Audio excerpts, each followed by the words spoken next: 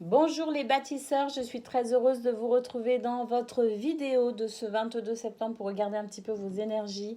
Donc on va faire une coupe pour le domaine sentimental, ensuite on va faire un tirage un petit peu plus général et pour finir on prendra une carte pour chaque signe de cette super oracle. Donc une carte pour les taureaux, une carte pour les vierges et une carte pour les capricornes. Voilà, ce sera votre petit message perso. Allez, c'est parti. À la coupe. Pour vous, les bâtisseurs, votre journée, votre tendance sentimentale de cette journée.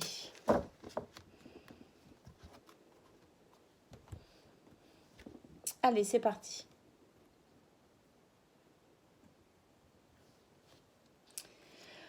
Alors, on a la carte retour d'un ex. D'accord. Et on a la carte du triangle amoureux. Oh là là, ça c'est un peu lourd hein, comme énergie quand même. Hein. Alors s'il y en a qui vont être contents hein, avec ce truc de retour d'un ex, bon bah alors il est possible hein, que ce soit tout simplement votre amant ou votre maîtresse qui est déjà en couple, d'accord, qui refait surface dans votre vie.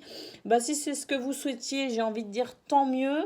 Mais pour autant, on sent quand même que cette relation est quand même plutôt toxique. Hein. Vous avez des attentes qui sont pas forcément agréables.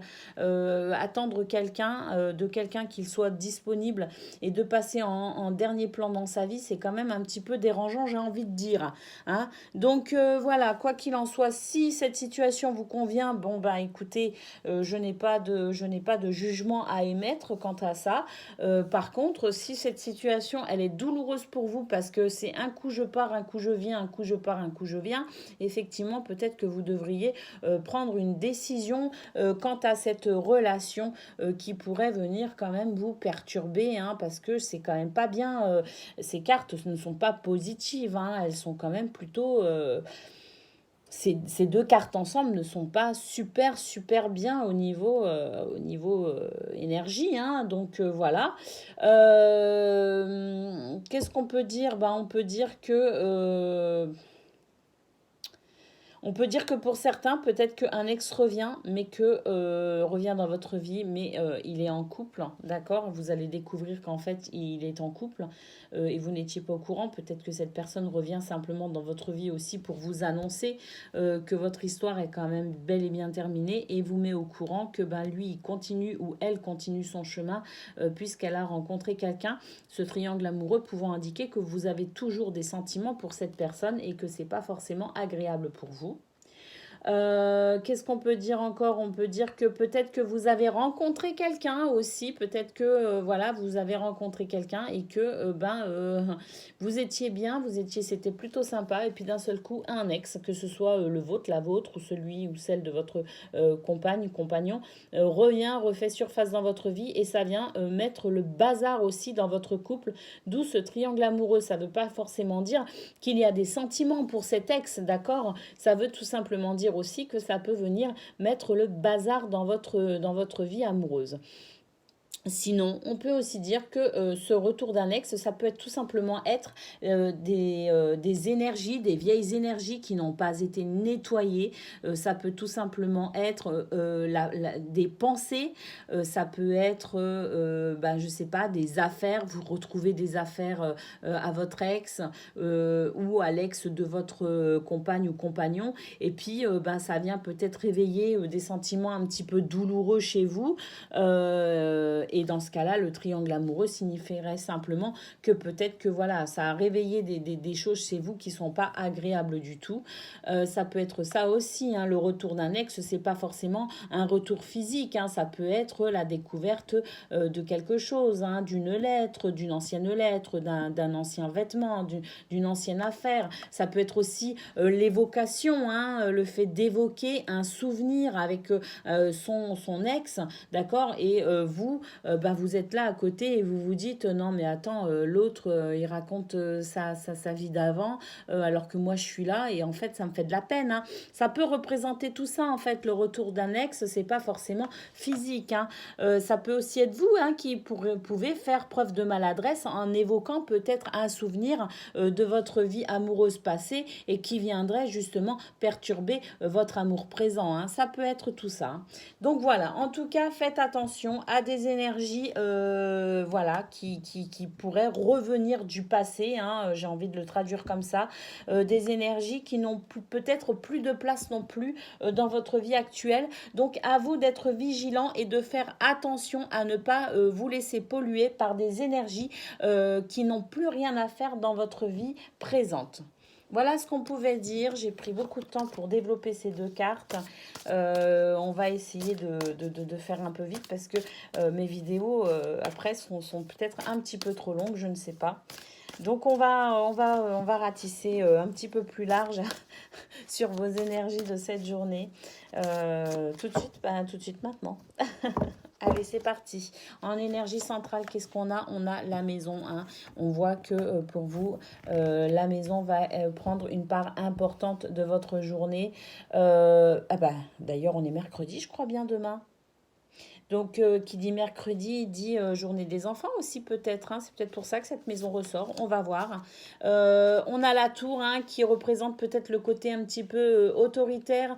Ben, peut-être que oui, si vous vous occupez de vos enfants aujourd'hui, il est possible que vous fassiez preuve d'un petit peu d'autorité pour maintenir une certaine discipline, hein. C'est possible aussi, hein. Ça peut aussi représenter le côté administratif de votre journée, hein.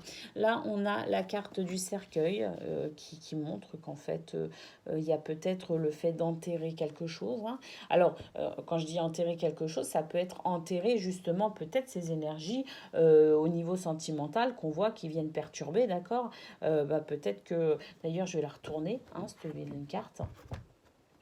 Voilà, je l'enterre.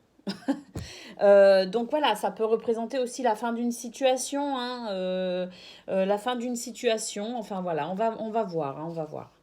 Mince, je le prends à l'envers. On a le familier, hein, qui indique donc la protection, hein. Donc quelle que soit cette problématique, le fait peut-être aussi de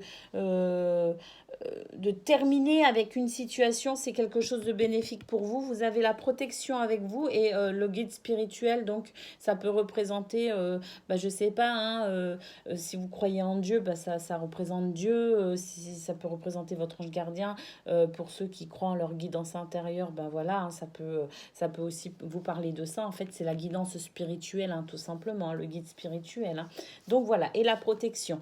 Effectivement, on a là la carte de l'amitié, du soutien, du conseil. Donc, il est possible qu'aujourd'hui, vous receviez les conseils de quelqu'un pour traverser peut-être une situation un peu compliquée, une situation quand même. Cette tour peut aussi représenter le fait que vous ayez besoin de prendre de la hauteur par rapport à une situation pour pouvoir prendre cette décision d'enterrer, hein, cet obstacle, hein, d'enterrer ce qui vous dérange, hein. On n'enterre pas l'ex, d'accord? Ça, c'est interdit. On creuse pas un trou au fond du jardin pour y mettre l'ex qui vient faire chier aujourd'hui. Ok? Ou la maîtresse, ou l'amant. On ne fait pas de trou au fond du jardin. On enterre la situation d'un point de vue émotionnel, énergétique. Enfin voilà, on clarifie les choses et on met un terme à la souffrance tout simplement, hein. Allez, qu'est-ce qu'on a ensuite? On a l'anneau, hein, l'anneau qui représente le fait justement, on a pris de la hauteur peut-être sur la situation. On est peut-être un petit peu plus serein aussi par rapport à ça. On s'est rendu compte que il n'y a pas de triangle amoureux spécialement et que c'était juste une émotion du passé qui refaisait surface. On a vu que le retour de l'ex, c'était pas non plus forcément au niveau physique. On a été conseillé, on a été guidé et il y a cet anneau, ce contrat qui vient. Alors, ça peut être aussi un accord passé avec une administration. Ça peut être au travail. Si vous êtes à la recherche d'un emploi, voilà, c'est super. Vous allez C'est la fin de votre période de chômage où vous étiez beaucoup chez vous et vous allez enfin pouvoir signer un contrat de travail et aller travailler. Ça peut aussi vouloir dire ça. C'est peut-être la fin d'une période où vous étiez chez vous, hein, voilà, parce que vous recherchiez peut-être du travail aussi, hein. Ça peut être aussi le fait de se dire, bah voilà, je me suis beaucoup occupée de ma maison, je me suis beaucoup occupée de ma famille, maintenant j'ai besoin de prendre soin de moi, donc je renoue avec moi-même, je vais vers cet accord, hein. Ça peut être ça aussi, hein. Ça peut représenter plein de choses finalement.